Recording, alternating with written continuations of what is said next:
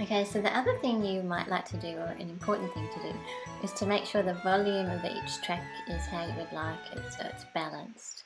So if you're playing in an ensemble, often the melody tracks would be louder than the accompanying tracks, so that's the music box, that's a melody track.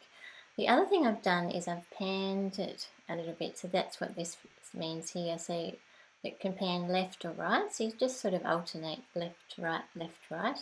When you have a solo instrument, you can actually leave it in the middle sometimes, that works well too. Now the other thing you might like to do is you might like to add a volume fade out on the complete master tracks. So the way you do that is if you go into mix at the top, create volume fade out on main output, and then that gives you this line which you can see if you go all the way down the bottom. See that line there? That's your volume up and down line.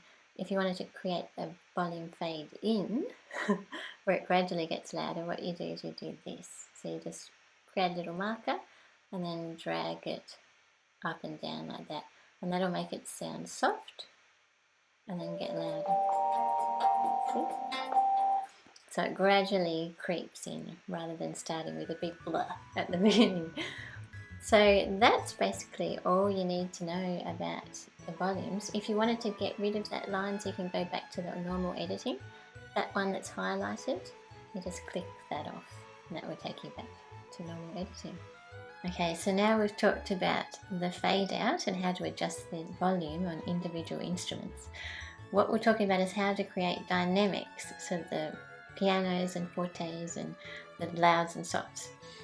If you wait until you record all of the violin tracks, I think that's the better time to do it, because you're actually adjusting the master track rather than doing individual ones. I think that works better. So what I usually do, just make a marker wherever you want it to be loud or soft. So if you wanted it to be loud, maybe just for a little bit, and then you want to make it soft, so you make two of them, one right next door, hopefully, like that, and then drag it down. Same as what we're going to do with the tempo, I'll show you that in a moment. And then we make another one, another little one beside that, and then drag it back up again, and that would take it right down in that section there.